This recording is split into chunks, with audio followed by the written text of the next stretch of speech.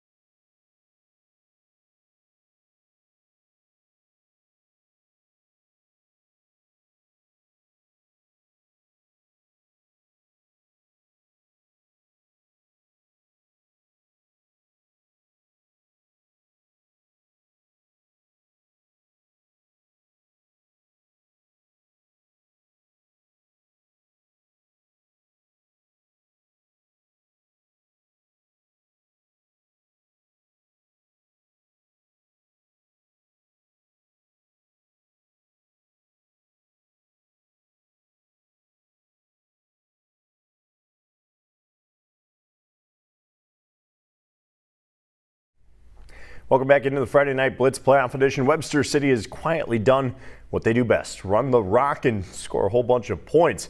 They have outscored their last three opponents 154-40. Tonight a test of a different level though. Cedar Rapids Xavier. Cedar Rapids Xavier playing host in this one. Tough place to play, tough team to play. Christian Stanek takes the handoff. This is a man run right here, folks. 56 yards to the house, and that's a truck stick as well. And then, you know what? They're just going to keep on pouring it on. Will Heisroth answering for Webster City. He's going to get the edge and find the land of six as well for the Lynx. That makes it a Webster City touchdown. Xavier, though, coming right back. Big run by Jackson Cherry on the pitch out. He's got some space out wide. Finally gets taken down, but not after a couple dozen yards there. Then Alex Neal going to find Aiden McDermott just short of the first down. So, you know, the Saints have to settle for a chip shot field goal. It stayed close for a bit, but Webster City just could not find any more room to work tonight. Cedar Rapids Xavier wins 24-13. Let's run through some 3A or other 4A scores. Bondurant-Farrar versus Waverly-Shell. Well, Waverly-Shell takes down Bondurant-Farrar. Great season for the Blue Jays, but 36-25 the final. So Lewis Central will play Waverly-Shell in the semifinals. Winterset gets Xavier 7 o'clock next Thursday at the UNI-dome. Alrighty, time now to move to Class 3A to two teams that score a lot of points meeting tonight in Harlan. Colin Cahill was out there tonight and tells us it might have been a story of defense. John, Harlan and Nevada both came in with two of the best defenses in Class 3A tonight, and they certainly showed why early on. Great playoff atmosphere in Harlan tonight for the big playoff game between these two teams. Cyclones first drive on the goal line, but he stuffed a pack of Cubs, stuffed Will Kinkle short on fourth down. Big play, but the Cubs, they give it right back. James Edwards coughs up the ball, and the Cyclones fall right back on it. You can't give this team a second chance like that because they catch in. Aiden Hall breaks a tackle, and he's going to drive into the end zone for the game's first score. It's 7-0 Harlan. Big play there. Cyclones driving again. Joey Moser on the run, but he fumbles. The Cubs recover. The ball was just bouncing everywhere early on. Nothing doing for Nevada.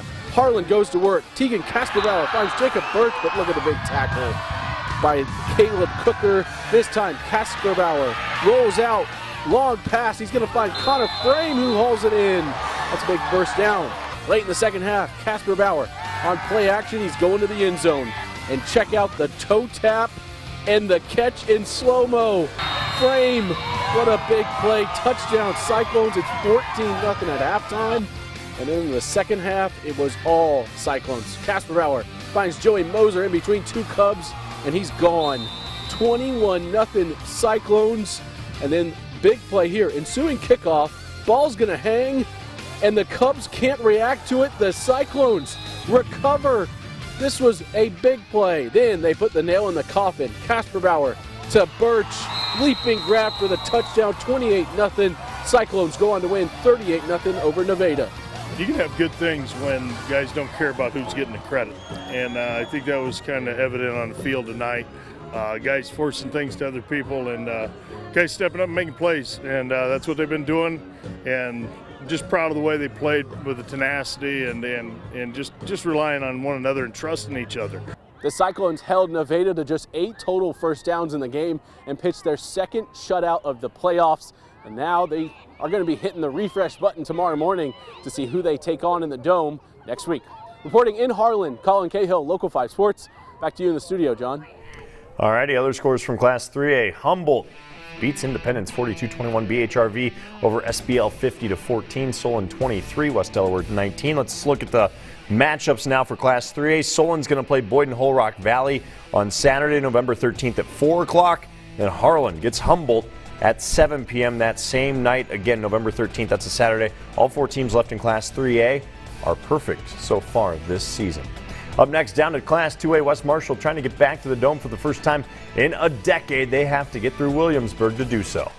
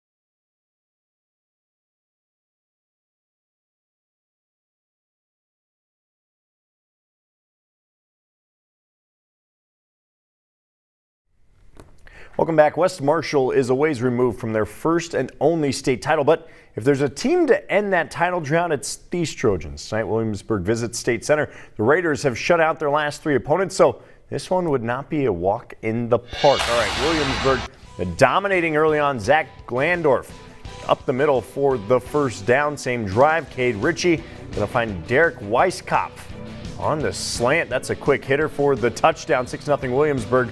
More from the Raiders now. Ritchie finding Jake Weber. And into the red zone he goes. Less than a minute in the first half. All right, Ritchie now going to turn to the run game a little bit. Going to do the option. Around the edge he goes. And he's just going to keep it. 13-0 Williamsburg. Williamsburg firing on all cylinders. Ritchie to Weiskopf. And check out the diving grab here. What a snag. That leads to an eventual Williamsburg touchdown. Once again, Glandorf in from a yard out. That makes it 19-0 Williamsburg. Trojans just trying to fight back at this point, looking for any type of pulse. Peyton Hart finding Caden Valinga. He's going to pick up a little first down on the dump off in the flat. That's a big hit at the end of the play, though. Oh, buddy. Trojans get on the board here. Hart taking it himself. 19-6. Williamsburg would lead after that. That would be the only touchdown of the night for West Marshall. They fall 32-6. All right, Class 2A scoreboard. Southeast Valley tops OABCIG 34-28. Walk-on 28. North Fayette Valley 14. West Lyon 24-7.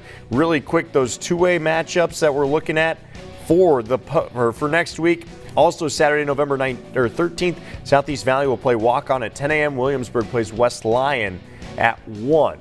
Alrighty, ACGC still looking for that program-defining win. They've had a great season, but one team has been a thorn in their side during this resurgence. Van Meter, the Bulldogs, the 1A runner-up from a year ago and beat the Chargers 41-7 just 3 weeks ago. Could ACGC do what they haven't been able to? Upset Van Meter and get to the dome tonight? Let's find out. All right, both teams taking the field. ACGC there in white. Van Meter donning that blue, breaking through. And ACGC on the opening drive, setting the tempo. Pitch out to Caden Jensen. Jensen cuts it right back across field and up he goes. Finds some room to run. Almost gets away from everybody. Finally gets brought down, but he is just outside the red zone. That would set up them knocking on the door. Gavin Cornelison from a yard out plunges in, 7-0. Ensuing drive, Van Meter methodically marches down the field. It's Dalton Van Pelt from 6 yards out, 7-7. Chargers answer with a long drive of their own. Brock Littler from the inch line, just reaching up and over, 13-7 after a block PAT. Dalton Van Pelt, though, taking the handoff, hits the hole, and you're not going to catch that man. He's too fast, 24 yards. Van Meter takes their first lead of the night, 14-13. That was the score at half. Second half, more Van Meter. They put up 3 points here with a 27-yard field goal from Katie Lindsay. Then fourth quarter, Van Meter breaking out the trick play. The reverse pass, reminiscent of a Philly special. Chris Schreck to the quarterback, Jack Pettit wide open, 24-13 game at that point. Van Meter rolls 31-13. Put up one more score late. Bulldogs heading back to the UNI-dome for the 7th straight season. All right, Sigourney-Keota at Dike-New Hartford, and here come the Wolverines. Jacob Sackdale now finding Devin Kolash for a long touchdown. We're going to get the snap off there, drop it back, and he's going to hit Kolash over the top, and no one's catching him. He hits the Jets. He is G-O-N-E gone. That's a house call. 7-0 Dike. Bad snap now for Sigourney-Keota on the punt. Dike punching it in after that because they have great field position, and that usually amounts to points. Not the miscue you want in the quarters. Here they go, Wolverines. Gus Varney just trucking it over, 14-0. Then Walston wrapped up here by Cole Kindred. And so Dike would have to settle for the field goal, and it's because that Sigourney-Keota defense playing sharp right there. They do get the field goal to go, though. Nice little chip shot. Now Wolverines back on offense. Cade Malmix, though, getting in the mix. Ball hits the turf coming up. See if we can get to it. Nice little run off the left side, but it's on the turf. There's Malmix on the recovery. He does the rest of the work to punch it in, but Dike-New Hartford just rolling by, 38-14. Tough way to end the season for Sigourney-Keota. Class 1A scoreboard, Beckman Catholic tops MFL Marmac 35-6. West Sioux over Underwood 31-14. So your Class 1A semifinals on Friday the 12th. 10 a.m. Beckman Catholic will be versus Van Meter. Dike-New Hartford versus West Sioux at 1 o'clock. All right, when we come back, we visit Anita. Cam hosting Newell-Fonda in a classic 8-player showdown out in western Iowa last night.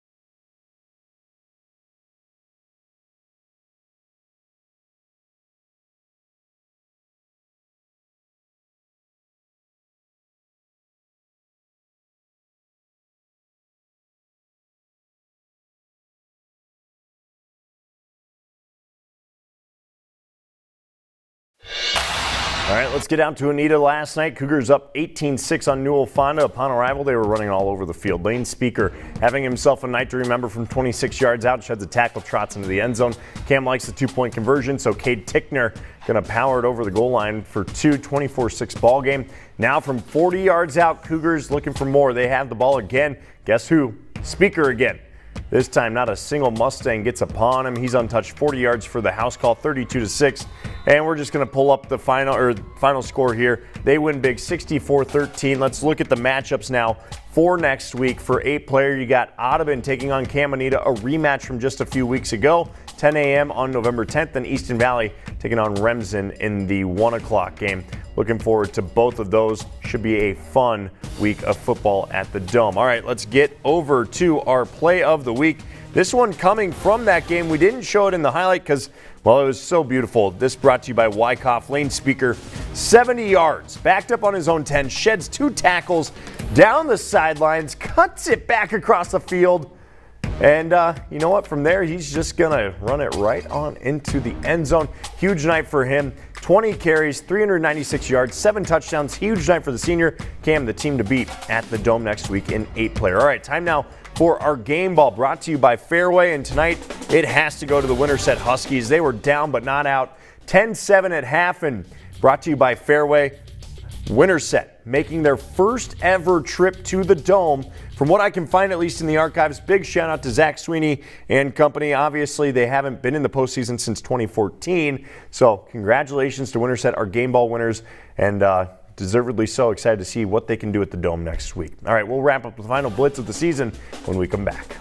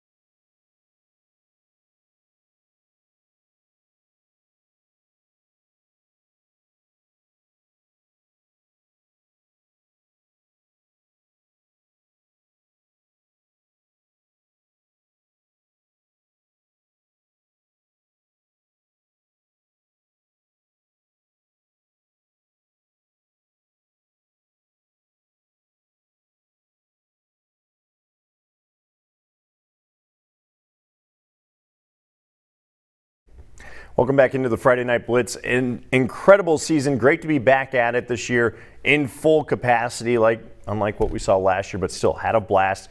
11 weeks of this can be a little daunting, and we certainly can't do it here at Local 5 without a lot of people that you don't necessarily see in front of the camera. So let's run through everyone that deserves some credit really quick, all right? First and foremost, we've got Dave Bingham, Colin Cahill. Those are the two guys that are on camera for us. But then you've also got Don Schmith, Michael Simmons, Hunter Gary, Zach Stone, Ryan Scott, Theo Bowie, Susie Conran, Chris Hansen. You got Mario Rossi. You got Holly Nepper and Renee Whistle as well. That's our digital team. That's our shooters.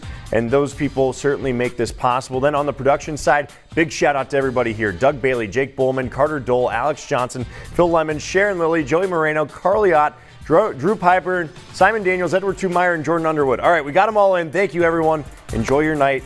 We'll see you next week at the Dome.